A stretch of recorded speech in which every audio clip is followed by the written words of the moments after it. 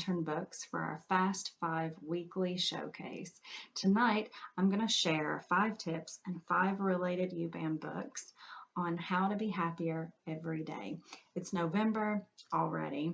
It's the month of being thankful, and to be truly thankful, you first need to be truly happy. So, my first tip for you, and this is something that I work on as I'm also teaching my son, is to show gratitude. It's so easy to get caught up in comparisons or be envious of what we see someone else have. That is only going to hold us back. So it's important to always find your silver lining and always look around you and just take a pause and be grateful for what you have been given and what you have worked for. And the best book I could ever think of to chat about that with your child is Where Happiness Lives. This is a really cute book for ages 4 to 8. It follows little gray mouse who lives in his house with his family. They're all happy, everything's great until he sees a bigger house. And he says, the mouse that lives there has to be happier than me. So he goes and meets little white mouse. And they talk, and little white mouse says that there's an even bigger house up the hill. That's the biggest house.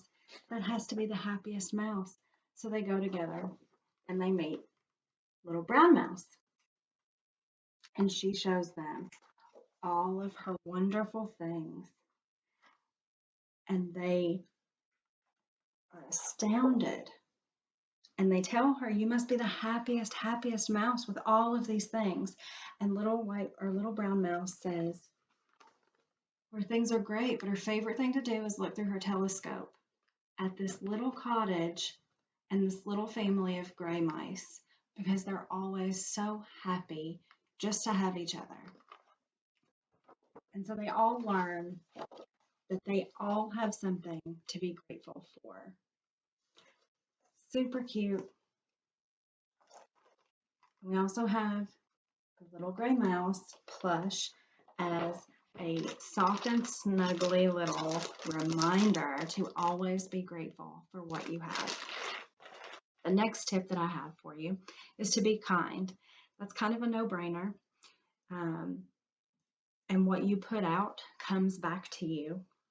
So when you're kind to others, people will in turn be kind to you. And for that, another no-brainer is this book, Kindness. It's part of a series called Big Words for Little People.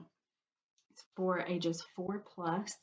This book specifically uses the setting of a birthday party where this little guy, he's not totally comfortable and he doesn't know anybody very well yet.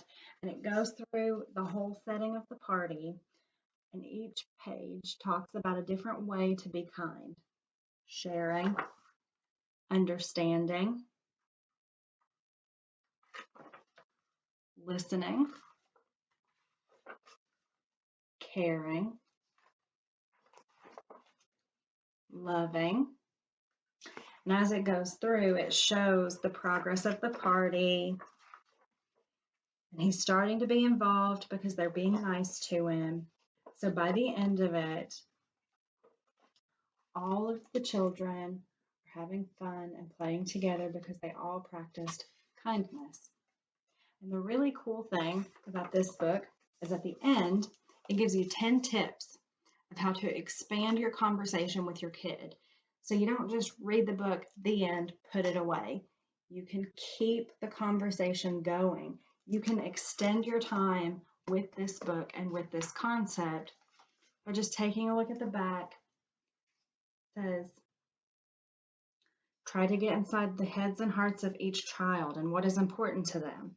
So, this little guy, what was important to him is that he just wanted to be comfortable and he wanted to have friends. Encourage imagination. If you were invited to this party, what games would you like to play? So it's really cute tips on how to keep the conversation going and make this story and this book a little more immersive for your child. The next tip that I have for you is to dream big. Some people are afraid to have these lofty dreams because they don't think it's realistic and they think they're just going to be let down. But if you don't dream big, you're just holding yourself back. A perfect book to have that conversation with your child is Cordelia. This book is about a little girl named Cordelia who can fly.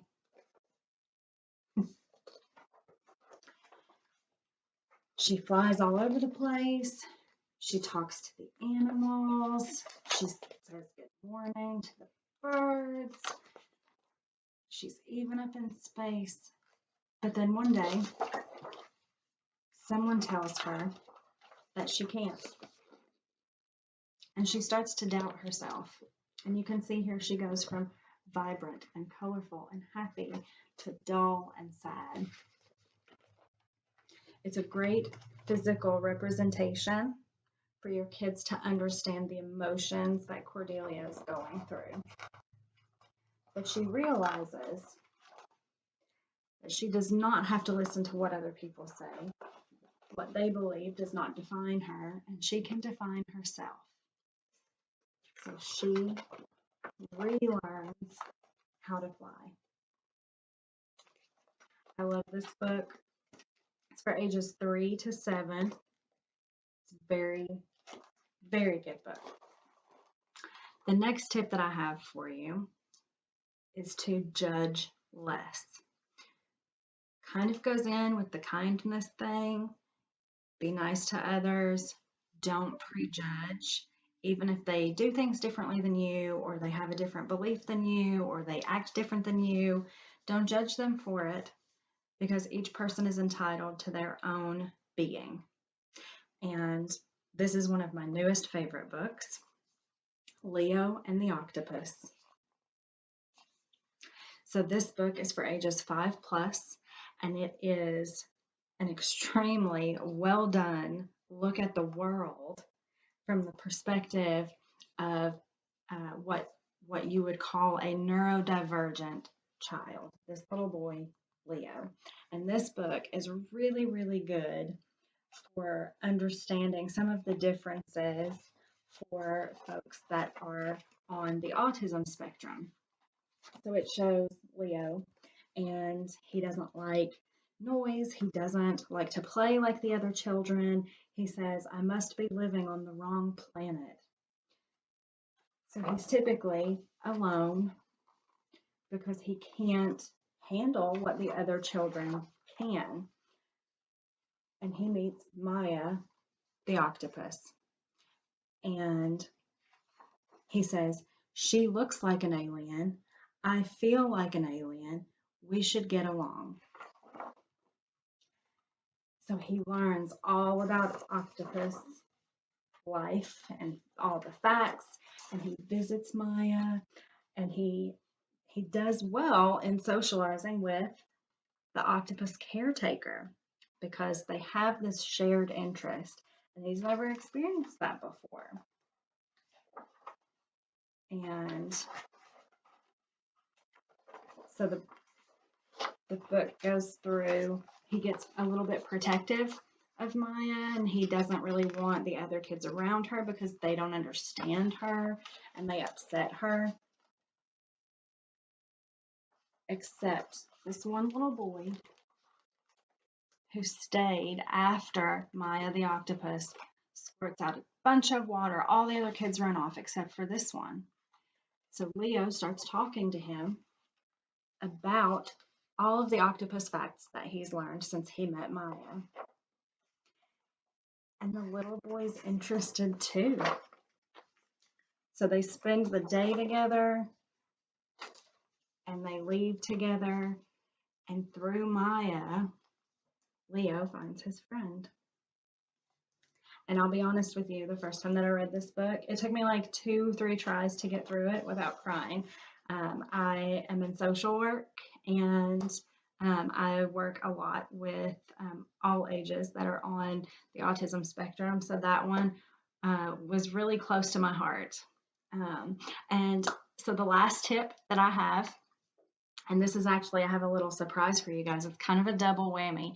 I normally do like five on the live type stuff, but I have a little something extra for you guys because it's very important and it just felt right. So I'm going to do it. But the last tip that I have for being happier every day is to build your village with people that support you and lift you up. All right. Select your friends carefully. Let people into your circle, but make sure they're there for you. And if you don't feel good around somebody, then they might not feel good around you. They might not be supporting you. You might not be supporting them, and you just don't even realize it. So it's very important to build your village so that you lift each other up. And for that, I have All About Friends.